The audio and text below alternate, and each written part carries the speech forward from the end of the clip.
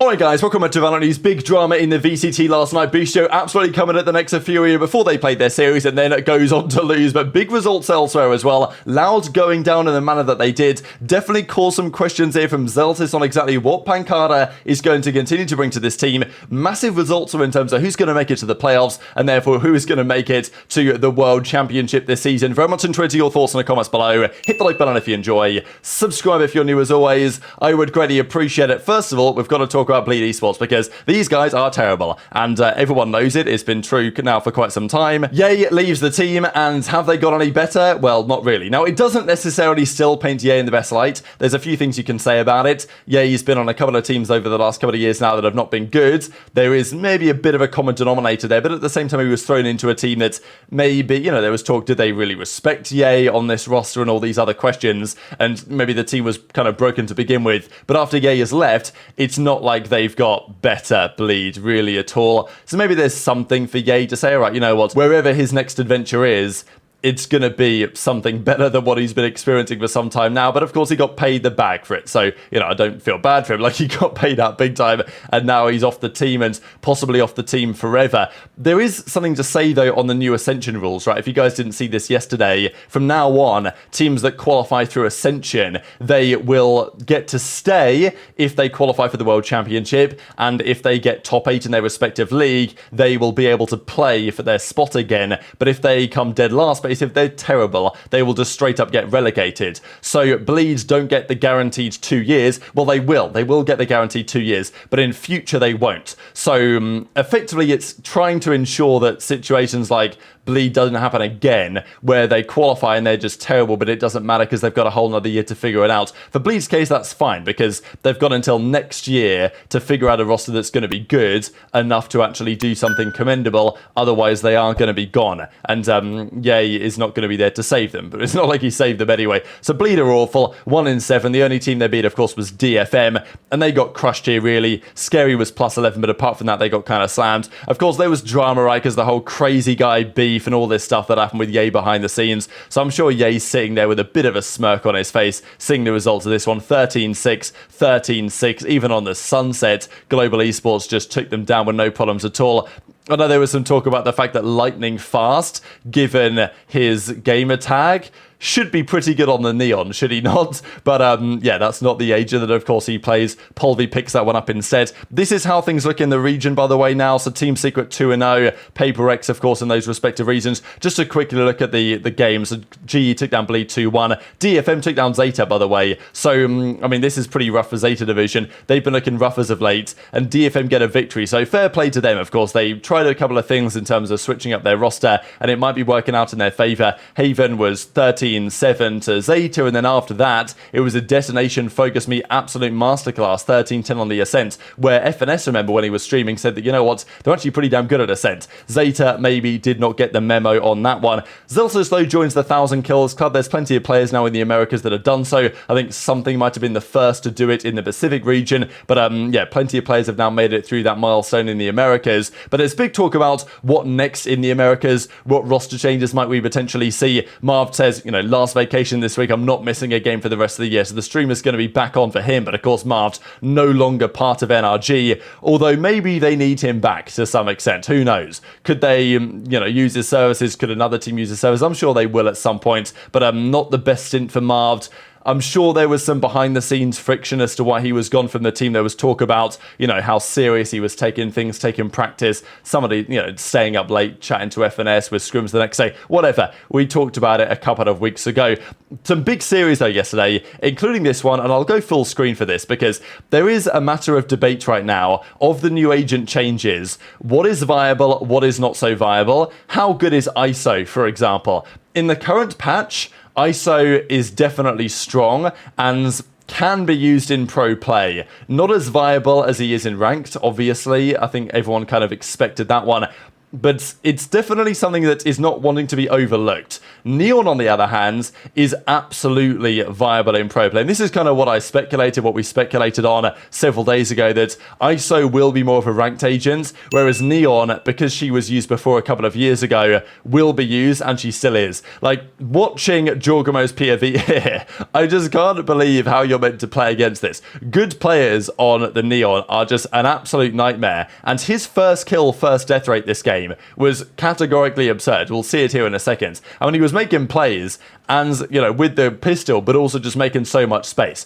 His numbers were ridiculous, and as he says, bit of an early birthday buff with ISO in the Neon debut. So, you know, ISO's good as well, but I think the Neon, wow, she is a scary agent right now. Now, as Zellsis says after the series, I guess pANcada really was the problem, he says. So Zellsis inviting the vitriol, it seems, of the Brazilian fan base, right? Because Zellsis and pANcada, they played together on Sentinels. Well, okay, they were on the same organization. pANcada then stepped aside, Zellsis came in, stepped up, played really well, and then pANcada was effectively dropped by Sentinels. Like, they put him to the bench and then they said, look, if you want to go, you can go. pANcada waited for the loud offer. It finally arrived. He signed the deal. He comes in. The issue is, they didn't win the series against Evil Geniuses, and genuinely, despite the pANcada addition, yes, their practice has been maybe somewhat complicated by the fact that they weren't able to play everything they wanted to play over the last couple of weeks. pANcada, I guess, you know, visa stuff took a bit longer to resolve than they would have liked. But yes, Sadak was indeed on the Neon game 1, but Jorgamo, game 1 on the Lotus on the ISO, 19 and 18, highest ACS, game 2 on the Sunset on the Neon. I mean, let's just have a look real quick at the first kill rate.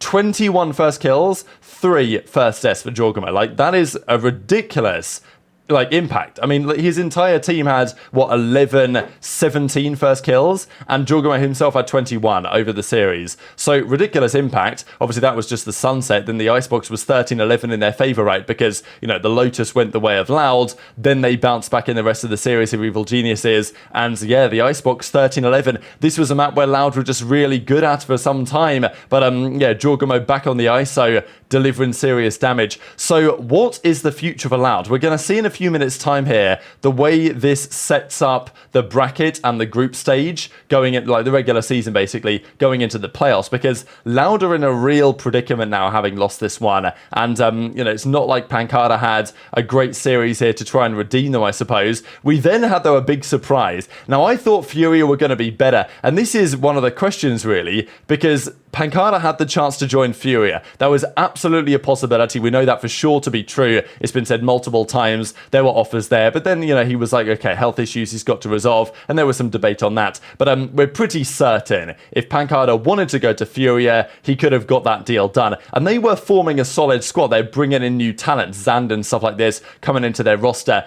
You know, they were stacking some good talent on that FURIA team, but on paper, they've not been very good. In the first part of the season, it didn't really seem like they were going to turn it around from there. And as Boostio says, if I lose today, I don't even know who I've been playing, to be honest. But of course, you know, he then realized, okay, it was going to be FURIA. Who even are these guys type thing? And it's funny, right? Because Boostio's not going to stop. This guy's personality is not going to go away. I know that certain people, it's going to rub up the wrong way and all this stuff, but, you know, it is what it is. I think it's great for the scene personally. The issue is for Boostio, as you guys can tell by the number of replies, probably from Brazilian fans, let's be honest, that he's been kind of getting clowned on. So Zellsis took some heat, obviously, for the pANcada tweet, but then Boostio was absolutely getting it, because who even are these guys? I don't even know who I'm playing today, and guess what? You know, they end up losing. FNS says, don't lose, I'll leave the losing to you, says Boostio. But the problem is, they end up losing because Boostio says, 0-2 versus FURIA, who wants my spot? Banger game, by the way. Like, these were some overtimes. Big result for FURIA, absolutely. And for 100T, yes, they won the playoffs in the Americas. Yes, they've got plenty of points on the board to try and qualify for the World Championship in the standings, but Sentinels have lots of points as well. So really, they just need to make it to the playoffs at the end of the season, and that is far from guaranteed after this result yesterday. Boostio basically is going to retire now. Okay, it's obviously not going to retire, but you know, it's pretty funny, isn't it? Boostio retirement party, get in here. I think even Ethan was in the replies talking a bit of trash here. Here we go. Successful yet short career. Wish you the best going forward. So yeah, Ethan obviously roasting him with the opportunity presented itself. But yeah, 2-0 for FURIA. They made the changes. Zan comes in, and it's not like he had a monster series here, but yeah, Nozwork Khalil really took over, and just 100T played really flat. I mean, they must have thought this was going to be a guaranteed dub. And that's the problem with the season being so short. If you're playing an English Premier League season with 38 games, you know, there's a couple of games you can come out a bit flat in, not play your best stuff, and whatever, you can still do enough to qualify for the Champions League or whatever. In this format, there are not many games. You cannot afford any day to not be on your A game, because if you're not, you're going to get beaten by a team like FURIA, 14-12, then 16-14.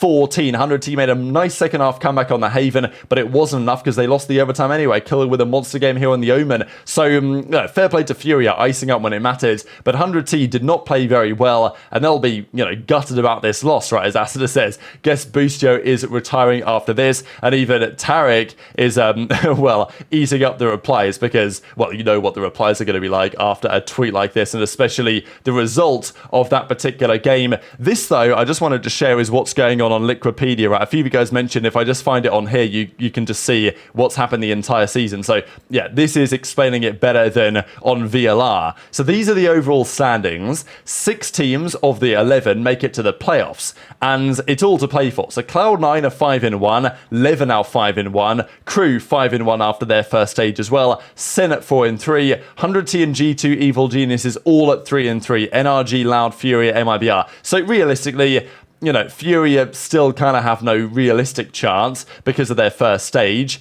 MIBR also done and dusted. So it's kind of 6 spots between, 9 teams. Cloud9 and Lev, though, and Crew with 5 wins, they're going to be fine, you would think. So really, it's, there's 3 spots between 6 teams. Sen, 100T, G2, EG, NRG, and Loud. I mean, Loud were the world champions not long ago, and here we are talking about them not even making it to the playoffs in the Americas. Now they're 2-4 after that loss to EG, so they basically need to win everything now. NRG are 3-4, 100T are 3-3, G2 are 3-3, so it's not the end of the world. But Boostio literally the other day just said, we're in a group with terrible teams. They've got FURIA, they've got MIBR in their group, and they come out and lose to FURIA, their first game back. Like, it ain't looking good, is it? And, if they'd have been 4-2, they'd have been fine. But 3-3, it's a bit more precarious now for these teams. They've got to win. And even, I think, Creo was joking about this as well. He says, O2 versus MIBR, with this loss, we can't qualify for the playoffs anymore. So,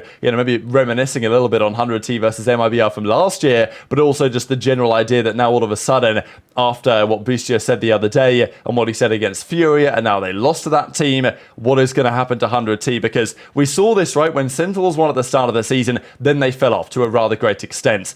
100T, they won their own region. They didn't win Shanghai, but they were pretty good in Shanghai.